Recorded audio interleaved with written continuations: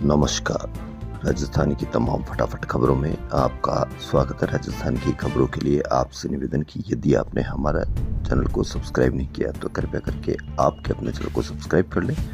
आप सब्सक्राइब करते हैं तो हमें हिम्मत होती है सही और सच्ची खबरें आप तक पहुंचाने की। हो सके तो ज्वाइन का बटन भी दबा दें ताकि हमको आर्थिक मदद भी मिल सके। तो क्या है आज की वो बड़ी खबर। पूरे देश में इस्कॉन रोड पर चलती बाइक टैक्सी पर सवार एक युवती और पीछे से आ रहे दो मनचले या यूं कहे कि दो मानसिक बीमार या मानसिकता विकृत जो महिलाओं से छेड़छाड़ करना अपना हक समझते हैं। 10 सेकंड में हुई इस वारदात ने शहर की बेटी के मन मस्तिष्क में सिहरन पैदा कर दी। ये सहज बेटी ने विरोध किया मगर तब तक ये बीमार फरार हो चुके थे। पीछे से आ रहे तीसरे बाइक ने इस घटना को कैमरे में कैद कर लिया तो पुलिस तक मामला पहुंचा। इस वारदात से जयपुर की सड़कों पर महिलाओं की सुरक्षा की हकीकत फिर से उजागर हो गई। गुरुवार को वीडियो वायरल होते ही शहर एक बार फिर उसी सवाल के सामने खड़ा हो गया, आखिर बेटियां सड़कों पर भी कब तक सुरक्षित रहेगी। वीडियो सामने आने के बाद पुलिस हरकत में आई और जांच शुरू कर दी गई। पुलिस ने दोनों युवकों की पहचान टोंक निवासी मनराज और सुदामा के रूप में की है। इसलिए आप सभी से निवेदन कि यदि आप कहीं पर भी कोई भी इस तरह की वारदात देखें या कोई भी समस्या देखें तो आप तुरंत उसका वीडियो बनाएं या 181 पर शिकायत कीजिए।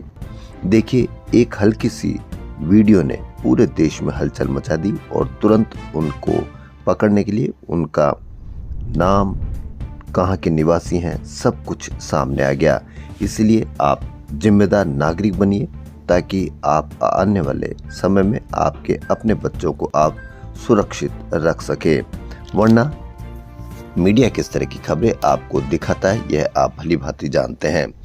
मीडिया में यदि यह वायरल नहीं होता तो मीडिया पर यह खबर नहीं दिखाता।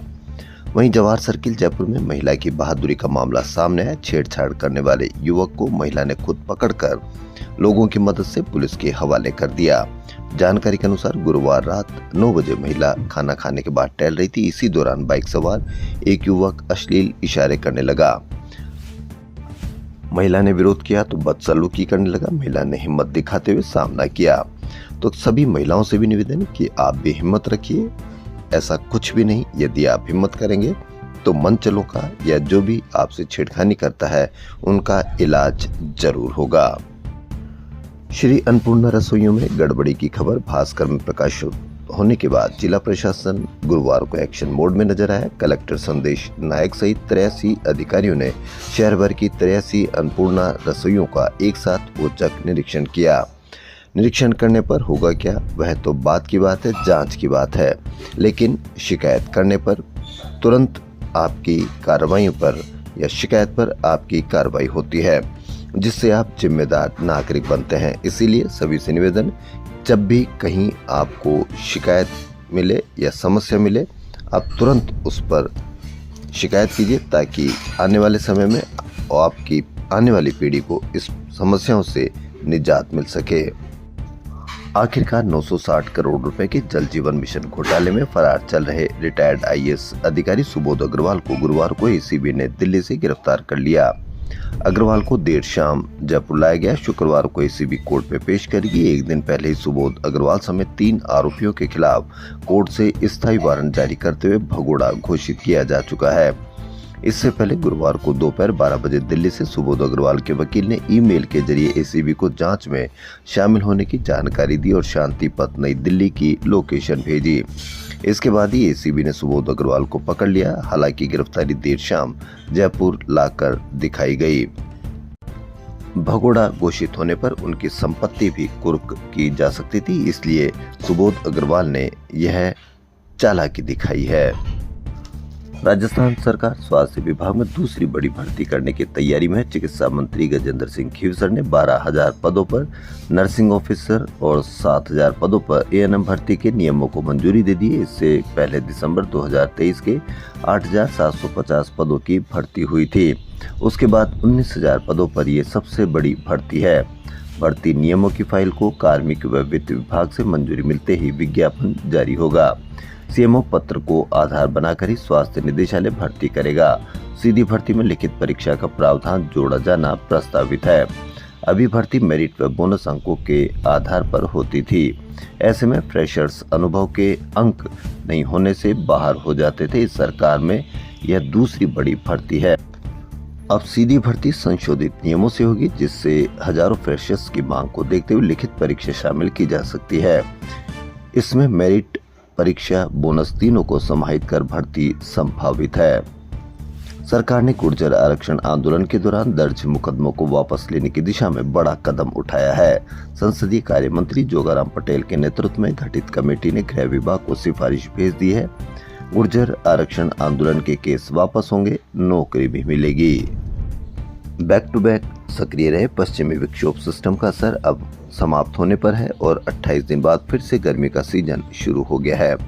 24 घंटे में ही बादल छाए रहने के बावजूद तापमान में 2 डिग्री सेल्सियस तक बढ़ोतरी हुई और अब आगे विंड पैटर्न बदलने के साथ पश्चिमी हवाएं सक्रिय होगी। मौसम विभाग के अनुसार आगे मौसम शुष्क रहेगा और आंधी बारिश की संभावनाएं कम है।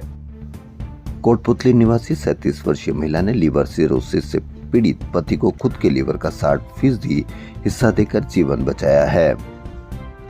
जयपुर के जगतपुरा स्थित पाम कोर्ट कॉलोनी में बुधवार रात करीब 12:30 बजे पैंथर दिखाई देने से हड़कंप मच गया। यह पूरी घटना सीसीटीवी कैमरों में कैद हो गई। जानकारी के अनुसार पैंथर झालाना क्षेत्र जयपुर से निकलकर कॉलोनी में पहुंचा और कुछ मिनट तक सड़कों पर घूमता रहा। इसके बाद वह बिना किसी को नुकसान पहुंचाए वापस जंगल की ओर लौट गया।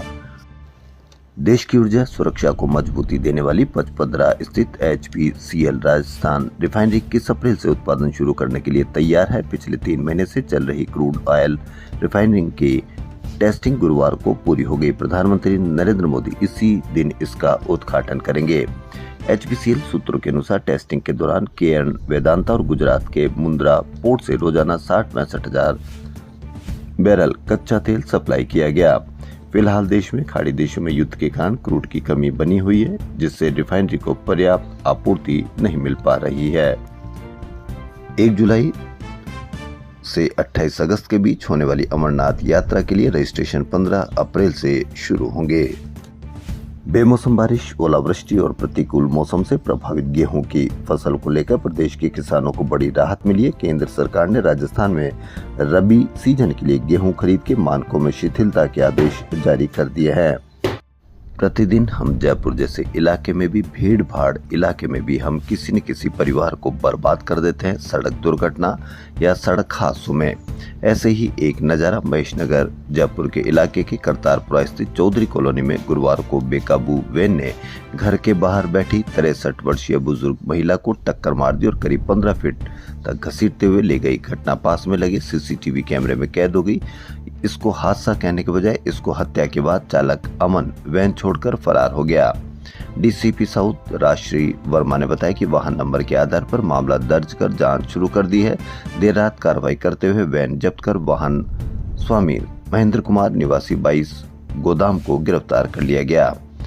इन पर हत्या का मुकदमा दर्ज किया जाना चाहिए ताकि आम आदमी सड़कों पर वाहन तेज चलाते हुए इस तरह से एक लापरवाही ना करे, ताकि किसी परिवार को बर्बाद होने से बचाया जा सके।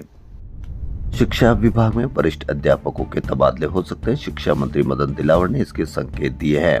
हालांकि दिलावर ने यह नहीं बताया कि तबादले कब होंगे, लेकिन माना जा रहा है कि अप्रैल में नया सत्र प्रारंभ हुआ है। अभी तबादले करने पर नामांकन की प्रक्रिया बाधित हो सकती है।